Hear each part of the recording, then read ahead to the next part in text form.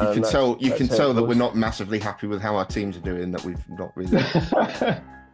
Oh, I mean, really? No. Cam's, It could be Cam's worse, rant that's what about we're saying. Yeah. Cam's rant about Newcastle was so awful that Zoom literally censored it for him. So Hi everyone, welcome back to Watch More Football. As always, you're watching us on the Genreverse Sports YouTube channel. While you are on there, why not take a little look at our main Genreverse YouTube channel, which we're part of the Genreverse family in terms of YouTube channels. And we're also connected to lrmonline.com as well for written content and the kind of things that you'll find on there: entertainment news, reviews, geek culture, that kind of stuff. We are here today, though, however, to talk about Premier League football. And as always, I'm here with Ryan, and Dave's back this week. hey, welcome back, Dave. Thank The you. baby hasn't arrived yet, but Not yet. Yeah, actually, I should probably keep You could get the call. Yeah, you Start could screaming get the call next- yeah, that's all right. while we're on the show. Okay. It doesn't start with screaming. It starts with, oh. But you'll discover all this soon enough, Dave, my friend. So as always, we're going to start off with our predictions. And once again, I should say that if you like what you see today, it would really help us to get a like and a subscribe to kind of help grow the channel. We'd also love to see any comments that anyone has of what you'd like to see us do differently or do more of, or if you just want us to literally fuck off and stop messing up your YouTube algorithm, that's fine. You can tell us that as well. I don't know if you do it, but I'd understand completely.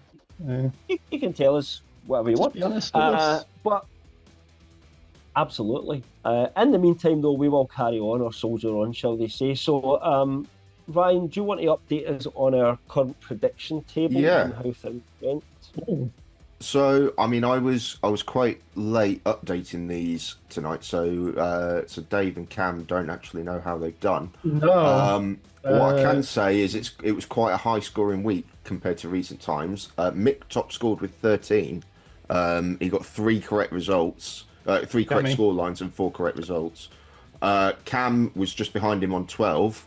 But Dave got 8 points, which is enough to keep his lead quite healthy. He's still 8 points ahead at the moment. I mean, that's just not how they would put that in the pen. Like if that was Sky Sports, and Liverpool had lost and Arsenal and everybody else of the competitors had won, would they put this as like, yeah, that's still enough to keep his lead pretty healthy when there's so many games left? No, I think there's absolute bias here.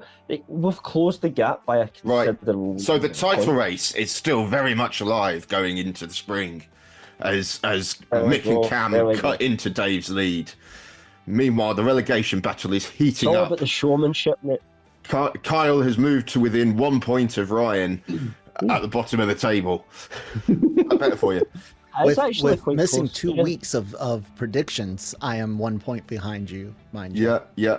We missed a couple of games as well that you got. I think because we were too late putting them in, we hadn't realised, and we were literally watching one of the games while it happened. But given my recent form, I would have scored 0 for those games, I think. So yeah, we're not going to call any shenanigans. And obviously, we just straight up forgot to tell Kyle about 2 sets of predictions over Christmas. So I think that evens it up a bit, doesn't it? Yes. 2 games compared to 2 weeks. Yeah. But anyway, so we've got Dave is top on 191. Cam is closing the gap on 183. Mick is still a little bit behind. He's safely ensconced in mid-table. His head's out of the game. Apart from last week, but he's focusing on darts too much. That's my opinion. I mean, my form's going to suffer because the rugby league started again now as well. So yeah. That's going to replace. That's going to replace my Thursday nights quite nicely. Well, there's a chance for me to catch and Mick and yourself to catch up with Dave again this week, because last week Chelsea were playing Southampton, which was literally a gimme that they were going to beat Southampton. But because of Dave's superstitions, he had to say Southampton would win. This week they're playing, I believe it's Ipswich. And even United beat Ipswich. It's either them or Leicester. We lost to them last time. It's Leicester. Oh, it's Leicester. Leicester. Yeah. I thought it was Leicester. Yeah. So we drew Leicester last time. Leicester are worse than Ipswich. You're going to win. Well, yes. So, there's a potential of a point or maybe 3, depending how it goes. So, all to play for. So, and then, so Mick's on 177, and then quite far behind, I'm on 142, and Carl's on 141. So there is a bit of a battle between me and Carl now. But we'll see what happens at the top and whether Dave can have a couple of sleep deprived weeks in the next couple of weeks, and his thinking's not straight, and he maybe misses one. We never. Do we need reminding of what we're saying? Because he's rocking a baby and just watching football reruns. Because he's just going to be in his bunker as at 3 o'clock in the morning. Then he turn into the Optus supercomputer. Tuned in. He turns into a math. Or I could be completely sleep deprived and not know what's going on. It might work. Manchester United 8, Liverpool 0. That's a Ryan prediction. That is. Not even I. Not with Liverpool. If you've been watching the show recently, Dave, I've been quite realistic about where United are at the minute. Yeah. But do we need reminding of what the forfeit is if you do lose to Kyle? Or not?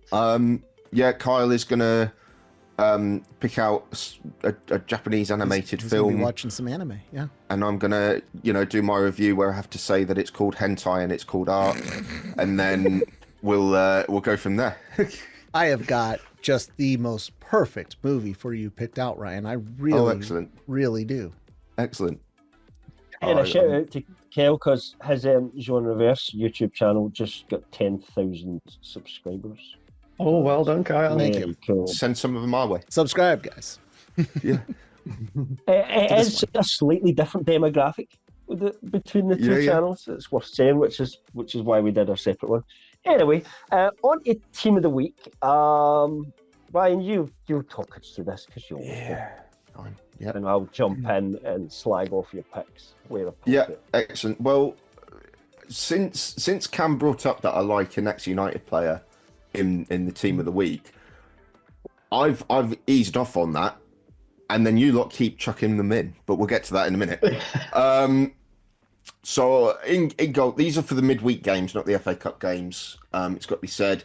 In goal, I've got Mads Flecken for Brentford. They were playing Everton, and I thought when Brentford were 1-0 up, Flecken made quite a few saves off Beto to keep it tight. Obviously, Everton eventually equalised, but I thought he had quite a strong game. The equaliser came from Everton's O'Brien, whose first name again I've forgotten. But he got the equaliser. He's had a good few weeks. He didn't really get a look in under Sean Dyche, and Moyes has brought him in, and they look a much better team with him there. Not for the first time, Murillo's got in at centre back for Forest, who is just, if it wasn't for the likes of Cunah and Saliba and all that sort of thing, he'd be the best centre back of the year. I reckon. He's definitely going to be in contestant. It's going to be up there, isn't he, at the end of the season? And he's extended his contract at Forest as well, which is the interesting thing. But he is just a lot of fun to watch as a centre back. I'm not sure. Maybe if I don't know. I think I would enjoy watching him for my team because he has got a bit of the sort of maverick in him, but he just does it with that much confidence that it doesn't worry you. It's not a David Luiz situation, I don't think. No, I think he's just got that Brazilian way he's good with the ball, but he's hard as nails as well. Yeah. He loves getting his body in the way of something, which I always like to see in a centre back. Yeah, sure. And then the other centre back I put in Lenny Yoro, who I thought was excellent against Ipswich on Wednesday.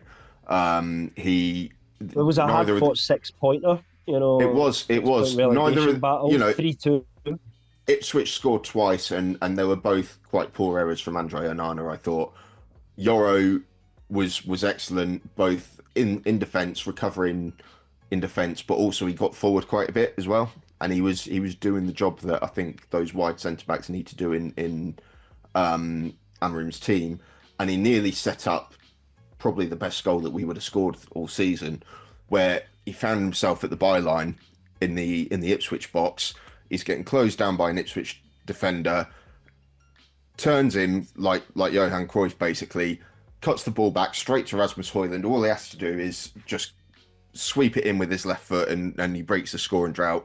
But because he's completely bereft of confidence, Højlund leaves it for the guy behind him who, you know, if he's been paying attention to United at all, he knows there's no one behind him, but he leaves it for him anyway, and the chance gets wasted. But it would have been a nice goal if he'd actually taken a shot. You know, things are bad when you're talking about the goals that you should have scored that would have been really good goals, but never actually come off because there's nothing else to talk about. That is genuinely an improvement. That represents an improvement that we've got chances that we've spurned, because we weren't creating chances previously. But I'm not going to go massively into United today. And then Marc Cucurella left back as Chelsea steamrolled over Southampton. Yeah, I thought he might have been the best player on the pitch. That is a low bar, though. It is, yeah, when you're playing against Southampton and the current Chelsea team at the moment. He's just so consistent, incredibly consistent since this time last year. Yeah. But I've changed my tune. Yeah. I used to not like him. Moving into midfield, we've got Dominic Szoboszlai, who's having a brilliant season for Liverpool. I think he's a big part of what makes Liverpool work, to be honest. His passing's really good.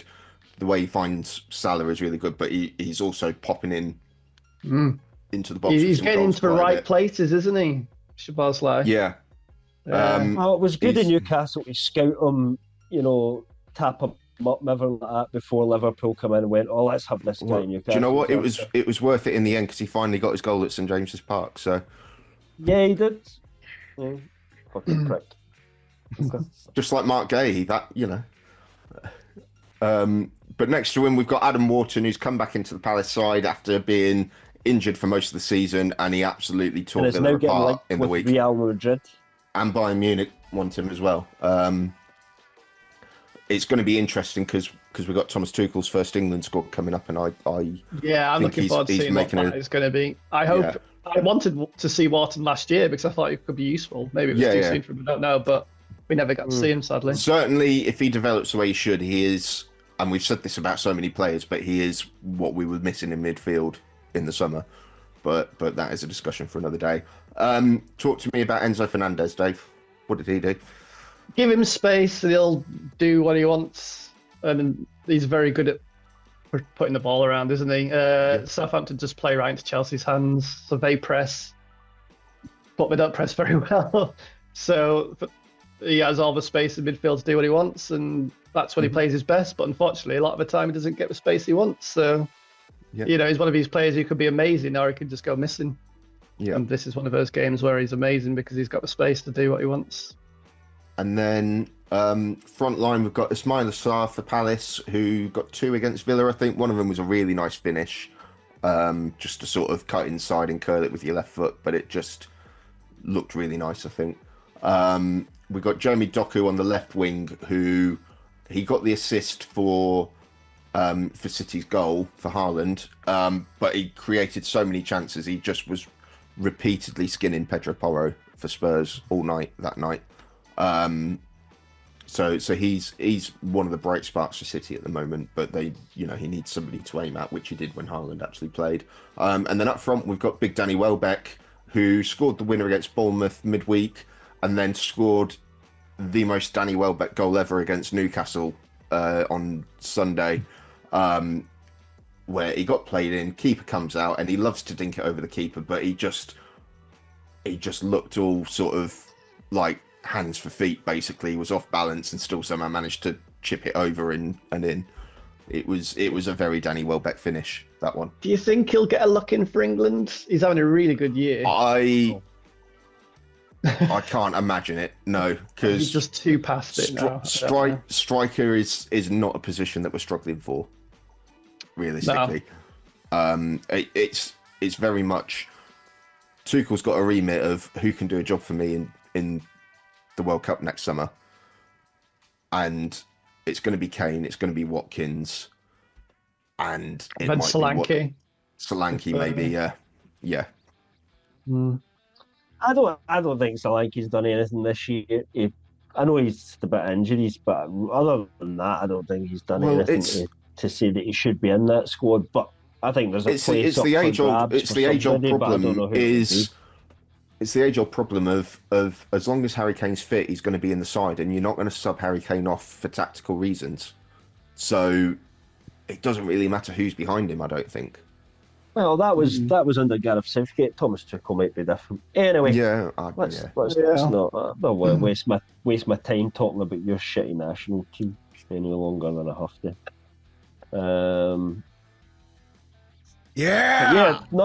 Fuck England. Fair team of the week. Yes, comrade.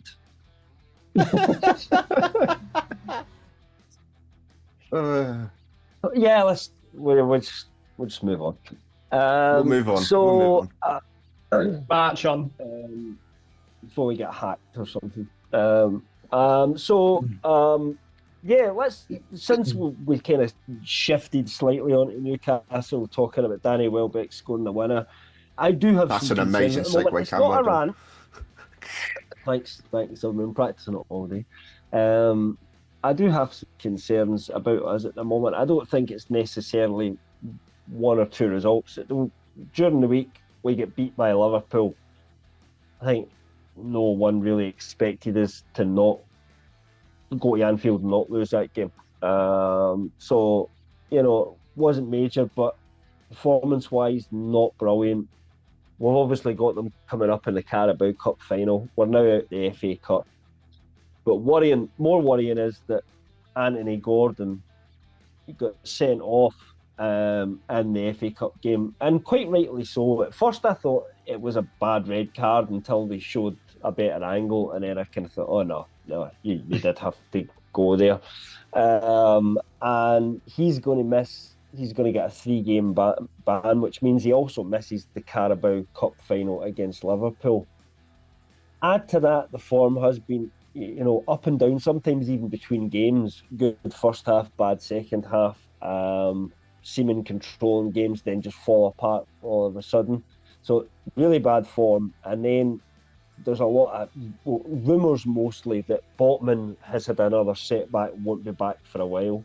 That Lewis Hall, who's been probably one of our best players throughout the season, probably the most caps on our team of the week, other than maybe Isaac, but between him and Isaac anyway, for how many of team of the week caps. And there is a rumour going about that he's been quite badly hurt, and that maybe even for the rest of the season.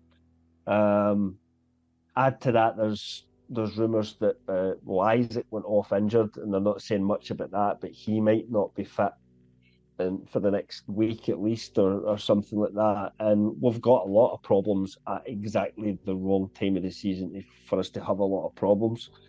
And it's kind of indicative of a little bit what happened when we got to the Carabao Cup final 2 years ago. Pope gets sent off. We end up missing the cup final because of that. We had quite a few players injured. Like there was no, there was no Isaac in the final or anything like that. We did have a few players out, kind of injured at that point as well. And we just were in really bad form going into it, and it's just worrying. When you lost Pope, I felt like Newcastle was super disorganised. He kind of fell apart when he dropped out last time. I felt like that. Yeah, but I mean, he was in much better form than he has been since, really. Oh yeah, recently he's been his form put Dubravka above him. Dubravka currently gets the first team spot. I know they're trying to give Pope game time to kind of get him back into it. I don't think it's quite the same with keepers where they need to be like match fit though. In some sort of just not the same keeper he was, I think. So yeah, I mean, I think Dubravka played pretty well during, over Christmas. I thought he was playing well. He's not a bad keeper. He's a great second choice. Yeah, he's not a particularly modern keeper, but then neither is Nick Pope. So I think we're going in the summer, but I think happened. But obviously, when you look at the way the season's going to go, I've just got a funny feeling. For everything all season really, that we're just going to taper off at the end. I mean, you'd have to be a fool to bet on Newcastle beating Liverpool in the cup. I think the Russians have got to come. Yeah. That's what it is. Apparently, I'm cutting out a little bit, so apologies for that. Yeah. I'm not sure why that is the case. So, yeah, I mean, basically, it's just really worried that we're going to see a very similar thing to what happened the last time. But whenever they come and we went on a good run to get into the Champions League, that we're all further and further behind. I could honestly see a situation where we don't Europe this year and don't win anything either. Can you guys hear me? Okay. You're a bit iffy still. Yeah. We get the gist. You're concerned that again the final is taking over everybody's thoughts and it's dropped off a bit.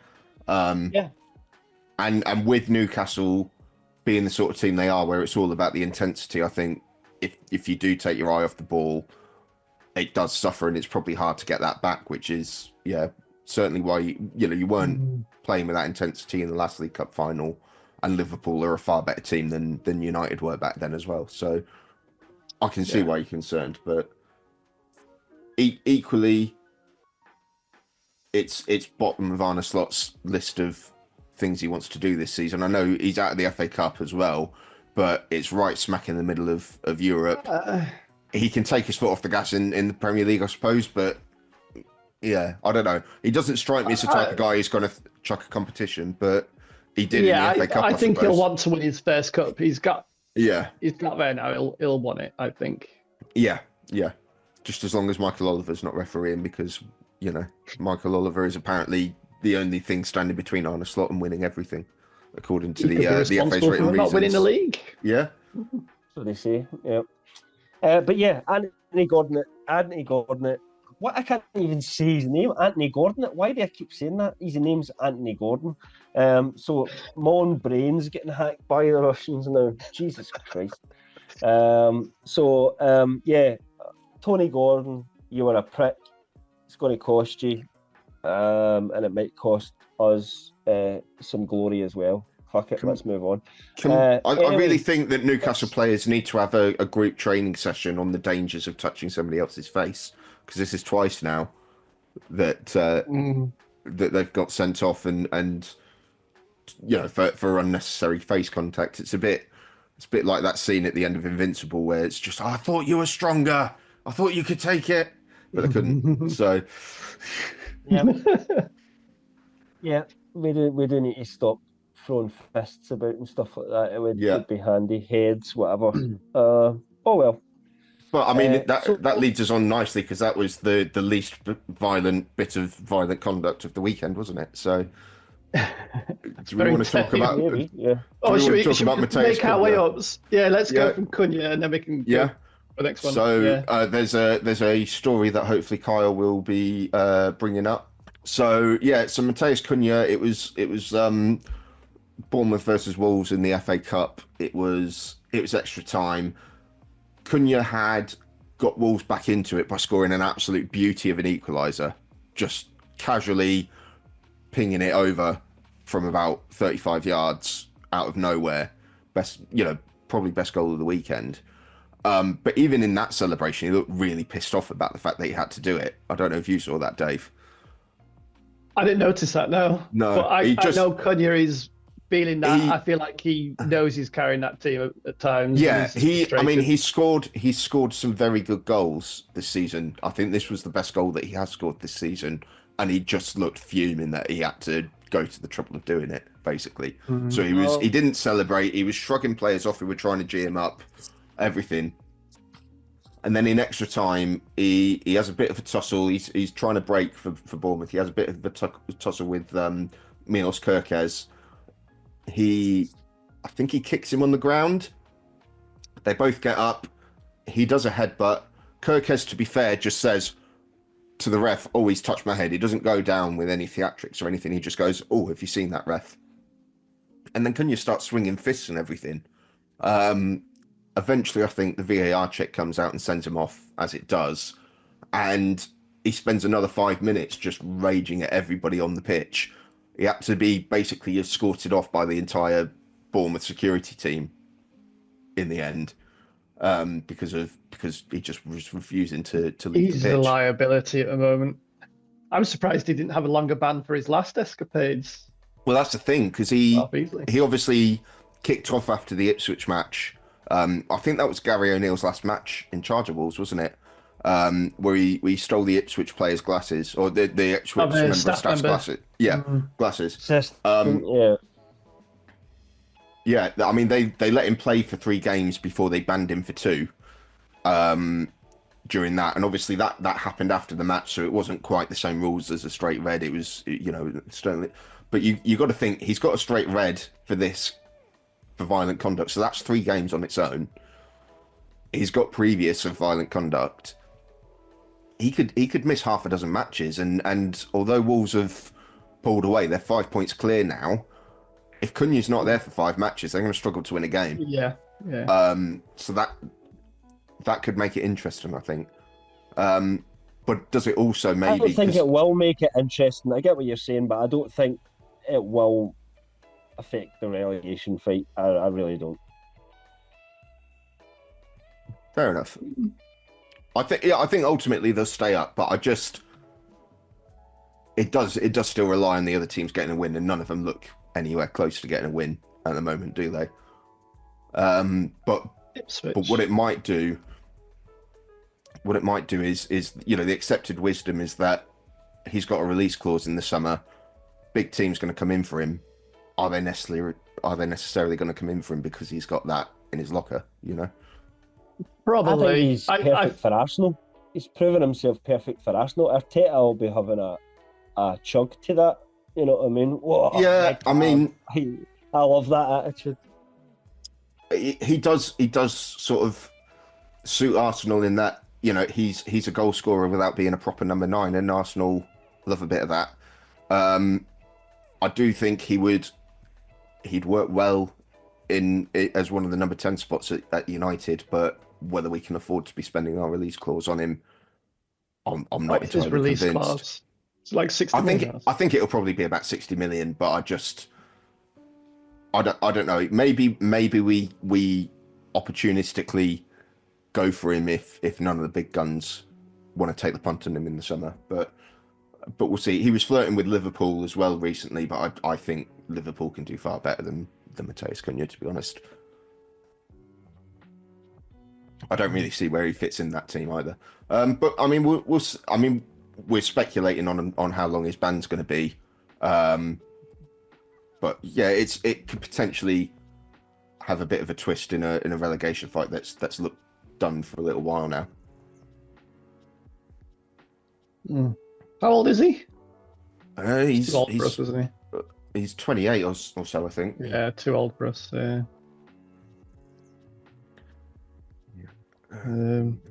So yeah, I guess moving on to the... Oh, he's only 25, but that is still too old for Leonardo de Chelsea, isn't it? So.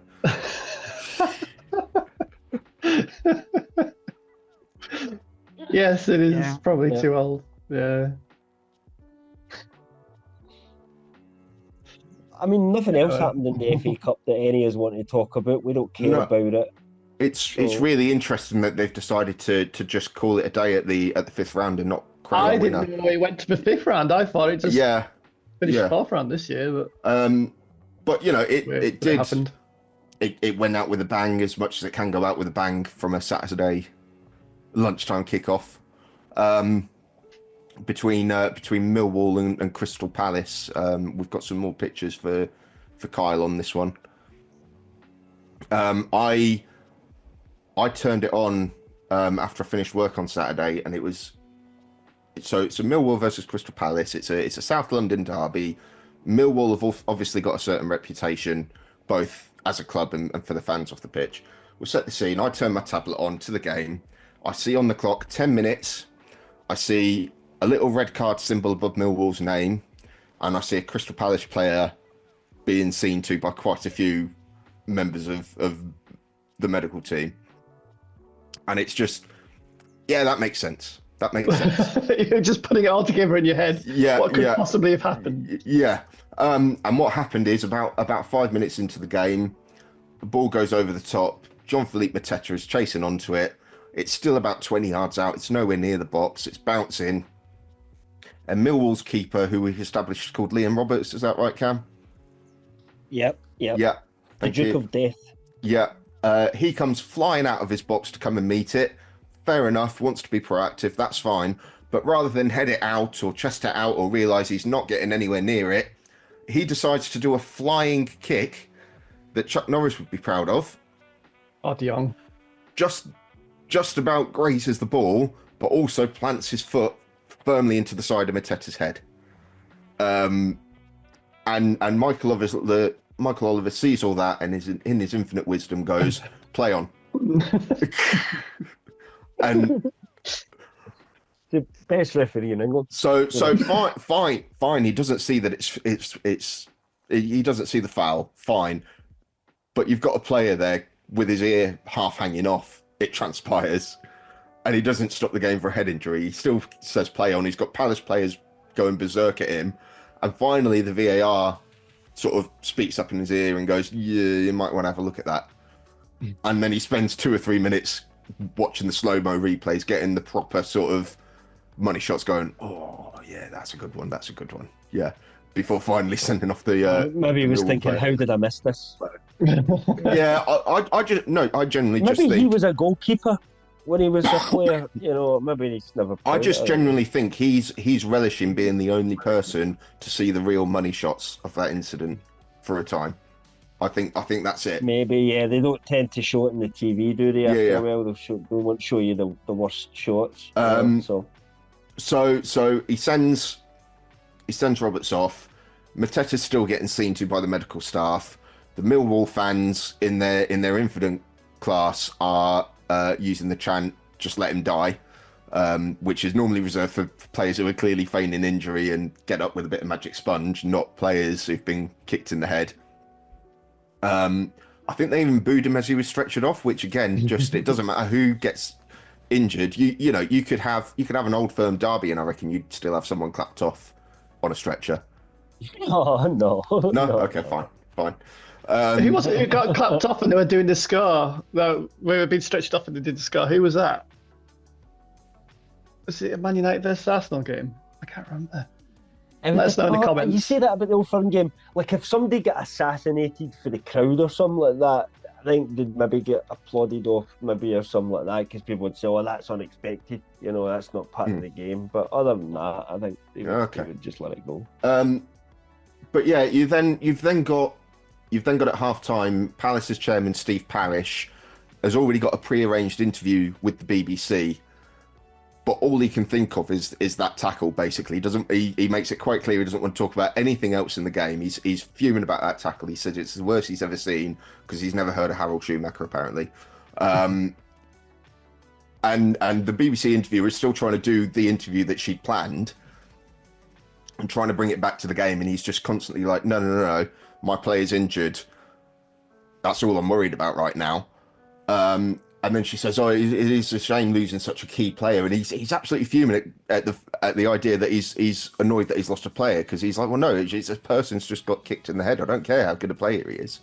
So that was a bit of car crash TV. And then after the game, Millwall's manager Alex Neil basically said, "Oh, it's just one of those mistimed things. It's a 50-50. He's got on the wrong end of it. Sort of, it happens up and down the country every week." And it just no, it doesn't.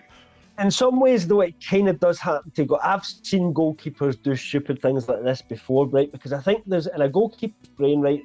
They think they know football. Oh, I play football but all they're doing is sitting watching other people playing football. They're never actually playing themselves sometimes. So every now and again, they just get this weird ideas come into their head that they can play football, and they try and do something. And I think he honestly thought he was going to kick it like somewhere else, and as it just went higher, his brain just went, "Just keep going, man. Just keep going. You'll get it. You'll get it." In fairness, Jean-Philippe Mateta is a bold man, so he maybe just got a bit confused. He saw a smooth spherical object and just went, "Here we go." He thought, "I'm giving it to this guy in the face." I think he's just such absolutely a stupid challenge, but it's horrible. It's the fact that he led with the foot, because you can mistime a challenge, but he's got no business leading with his foot there, because even he got a touch on the ball, but he grazed it. He didn't do anything with it. So if he'd done that and he'd missed Mateta's head, Mateta's in there. He's scoring a goal. He's got an open goal, because there's no way he can get a controlled clearance with his foot like that. The thing is, I can't believe how high he gets his foot. Honestly, that guy should be doing like kung fu or something like that. That's like Bruce Lee level shit. Yeah, man, it really is. You know, wow. Anyway, but yeah, I mean, it was quite a big incident. You know, quite a big challenge. I know there was one similar a few years ago, Sadio Mane against Edison, where again they were both going for a ball, and Mane kicks Edison in the face. But I thought that one was slightly more forgivable, because I thought that was more understandable to challenge the ball in that way. Yeah. I know what you mean. Yeah. No, I think the goalkeeper's been an absolute idiot. Yeah. Not the only idiot in the Millwall ranks, because there was also a fan, and there's a little clip that Kel's going to bring up at the moment, hopefully if it works, which shows after the game, one of the Millwall fans decides, you know what, I'm feeling brave, decides to hop over into the end where Crystal Palace were, and challenge all their fans to a duel of some kind, an old-fashioned showdown, shall we say. And not that they rushed to it at first, but it soon became clear that the Crystal Palace fans were more than willing to join in and give this guy an absolute kicking. It was very quickly, like, you saw one guy sort of slowly making his way over, and fair enough, getting through those seats is a pain in the arse. For anyone who's ever been to a football match, it's not the quickest place to go. But that one Palace fan going to meet him very quickly became about half a dozen who just the Millwall fan just disappeared from view. I don't think he's actually been seen since. Like, yeah, I wonder if there is any signs of life for that guy. Like, to be honest, but you know, I mean, what are you even? Who thinks about doing? I mean, I think the point is average match day going fan. I mean, it's Millwall, isn't it? You know. That too. Yeah. But come on. It's not the 80s anymore, so he's not got his firm behind him. But yeah, that's the thing. And maybe if he had a crowd behind him, but it's just one guy on his own, he'll probably be getting pints at the bar for that in 20 years' time. Oh, remember that time you soloed? It's probably his mates. Davey. He's probably gone to his mates going, oh, look, the stewards aren't looking. Wouldn't it be funny if we went over there? And all his mates are like, yeah, let's do that. He's like, yeah, fuck him, let's do it. And all his mates have stayed behind and just watched him get his head kicked in. This is probably what is going to happen in America. You've got all the left going like, oh, yeah, let's do it. And then you'll only have one guy going towards the MAGA lot. And they'll just... Guys. Isn't that what happened when they stormed Area 51? Yeah, I'll be a few. Perfect description. That one guy was Naruto running. Yeah. I'll say this. There's from here in the U.S. you hear a lot of flack thrown at the hooligans and the constant fights and stuff that does erupt amongst fans. We don't usually get that. I mean, every now and then a fight will break out in the stands, but it's usually very small group. It'll be like a couple of drunk dudes going at it. Maybe their friends get involved. But win or lose, we've got cities that riot. They win a championship, burn it down. They lose a championship, burn it down. Canada does the same. Vancouver, when they lost the 2010 Stanley Cup, they rioted. It was crazy. It's like the most polite riot ever. I saw a video after the Super Bowl of some guy just trying to deliver, just trying to deliver some bread in Philadelphia, and he just got his truck stormed and torn apart. It's ridiculous. But I will say, anytime a player gets hurt, there's never any cheering. There's no, maybe individuals in the crowd, but not en masse. It's if you get stretchered off, if you get knocked out and you go off on your own feet, you're getting a round of applause. No one cheers on athletes getting injured here. Individuals, but not as a group. It is a rare occurrence over here, especially for an incident that was as bad as that one, which is why It should Yeah. be rare to cheer that on. The other, Yeah, I mean, the other most thing, clubs you wouldn't get that. the other thing to say about Millwall, fans. the other thing to say about Millwall is the one redeeming thing to come out of this weekend is Millwall have actually banned the Daily Mail from their press conferences now, which is great. I'm well behind any organisation not wanting anything to do with Daily Mail. However, because they turned on Trump this week though? No. It's because they factually said the Millwall fans didn't cover themselves in glory. They told the truth for a change, and then they got banned. That's why they always tell lies, otherwise they'll just be banned everywhere, clearly, on evidence of that. They couldn't find an angle of blaming the entire thing on Raheem Sterling, and that just wasn't that was the final straw for the Millwall fans, I'm afraid. Oh well. But yeah, I mean, it's nice to be able to discuss one of the more storied clubs in English football history on this podcast, isn't it? Yes, Millwall are famous. For those of us that are watching this and going, why are they talking about this Millwall team that I've never heard of? No, they don't play Premier League football. They never will. We want to let them in. But they have a reputation of being aggressive. A bit of a club. Yeah, they may have heard of Millwall quite a few years ago when a Millwall fan stopped a terrorist. Was it on the bridge? Yeah, it was on London Bridge. I think he was in the gallery or the museum. Grabbed a narwhal tusk off the wall, off one of the displays, and started brandishing it at this terrorist, and shouted, according to witnesses, "Fuck you, I'm Millwall," and stopped the attack. Yeah. So fair play. If they could do a bit more of that. That is phenomenal. The terrorist that tried to attack Glasgow Airport and got battered by the guys in Glasgow, and we don't need to worry about having anti-terror units. Just let the. He was on fire at the time as well, wasn't he? I think he got when he was on fire. Yes, he got kicked in the balls. I think that was, or in the balls, as we say in Scotland. So somebody ran up, booted him in the balls, and that was the end of the terrorist set. Yep. That is insane. Anyway, that's how we deal with terrorists over here.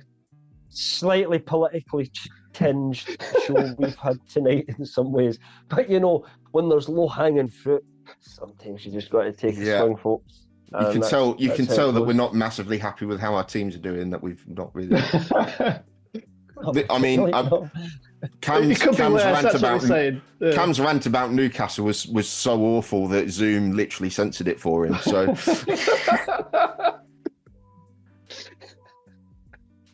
yeah, either that, and it was the Russians. As possible, the defence against them has been switched off, as we know. So it's open season. And we'd be all right because we're in Britain, but we are connected to Kyle, and he's in the undefended place. So, just saying, was it my computer that was faulty, or was it an attack? Yeah, I'm in the USSRA or some shit like that. Hey, it's possible. It's possible. This is everyone's saying it. Everyone's saying it. So anyway, we'll wrap up there. We'll be back next week. Please give us a like and subscribe if you like this week's predictions. We don't finish. Yeah, we have got predictions. They happen. I mean, I couldn't remember we made them. Yeah, well, yeah, I did ask the lads to do it last week because I thought it was a double week of fixtures, but I forgot about the FA Cup, which it's easy to forget about the FA Cup because the FA Cup is finished, as we've established. Yeah, that's correct. Yeah, all good. Good process, lads. Anyway, there's not a great deal of exciting fixtures. I've got to say, I'm going to draw attention to the fact that I have put down Liverpool for dishing out Southampton's customary 9-0 defeat in the league this season. I think if anyone's going to do it, it's going to be them. Yeah. It is just a matter of how much Liverpool can be bothered in that game, isn't it? Yeah, I don't think they'll want to push themselves too far. I think, once they're 3-0 up in 20 minutes, they might... However, Southampton do offer you opportunities to score in weird and wonderful ways, so they might not actually have to try that hard. That is true. Yeah, you might not have to try that hard. Sometimes they just, they make the game more exciting, Southampton, by just not being there defensively at all. So we've got Forest versus City, which looks like lunchtime kickoff. That is going to be an interesting one because that is a 6-pointer for the Champions League. Forest have fallen off a little bit. City have slightly recovered, but then they're they're not in the middle of their European tie because they got knocked out in the last round. So that's going to be an interesting one. And we're playing Arsenal. Fuck knows what's going to happen there, to be honest. I really hope happens is that we bring Chido Obi on, who is the young 17-year-old lad that we poached from Arsenal's academy in the summer, who, by due to the fact that we've had no other players, has had a few cameos. He looked quite lively at the end against Fulham, nearly got on the score sheet. It would be lovely. Is he as good as Heaven, though? I was going to ask that. Heaven. He is on the stairway towards being that level, yes. Fair play. Yeah, but it would be nice for him to get a goal against Arsenal because we United played Arsenal in the Youth Cup on Friday, and Chido Obi. Heaven can wait a few more weeks. Heaven can wait. Chido Obi missed that game because he was earmarked for playing in the senior team, but United beat Arsenal in that game, and Obi was on social media giving it large because the under-18s beat Arsenal's under-18s, which 12 months ago he would have been on the other side of. So there's clearly a bit of needle there. So hopefully he does something. We'll see. I do think he's playing more minutes than we want him to. He's going to have to get a goal, otherwise it's going to really sort of derail him a little bit. I think if he's just coming on to get battered for half an hour a game, but we'll see. Fair play. Any last words? Okay, we'll see you next week, guys. Yeah.